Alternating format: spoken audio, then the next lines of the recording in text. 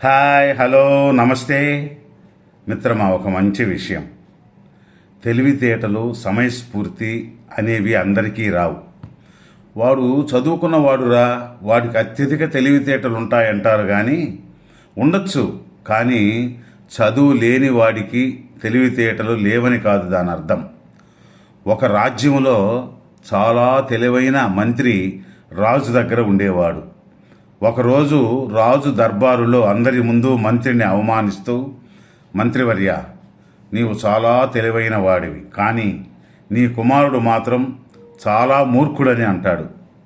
కారణం, నేనెప్పుడు నీ కొడుకుని వెండి బంగారు నాణ్యాలలో ఏది విలువైనదని అడిగినా వెండి నాణ్యమే గొప్పదని విలువైనదని చెబుతున్నాడు.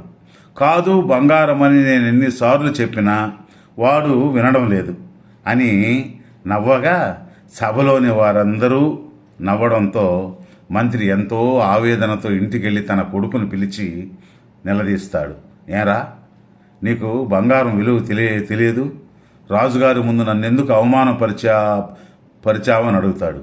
అప్పుడు కొడుకు తన తండ్రిని తన గదిలోకి తీసుకెళ్ళి అక్కడ బంగారు నాణ్యాలతో నిండి ఉన్న ఒక పెట్టెను చూపిస్తాడు. చూడు నాన్న, రాజుగారు ప్రతిరోజు నన్ను ఇదే ప్రశ్న అడుగుతాడు. నేను ప్రతిరోజు వెండి నాణ్యమే విలువైనదని అబద్ధం చెప్పి రాజుగారిని నవ్విస్తుంటాను. నేను అలా చెప్పి కవ్వించి నవ్వించిన ప్రతిసారి రాజుగారు నాకు ఒక బంగారు నాణ్యాన్ని బహుమతిగా ఇస్తుంటాడు. ఏ రోజైతే నేను బంగారమే విలువైందని చెబుతానో ఆ రోజుతో రాజుగారు బంగారు నాణ్యాలు ఇవ్వడం ఆపేస్తారు. అందుకే నేను కావాలనే అబద్ధం చెప్తున్నానని అంటాడు. లేకపోతే ఏంటి నాన్న, బంగారం కన్నా వెండి ఎవరైనా విలువైందని చెప్తారా? కుమారుడి వ్యూహాన్ని, తెలివితేటలను చూసి మంత్రి ఆశ్చర్యపోతాడు.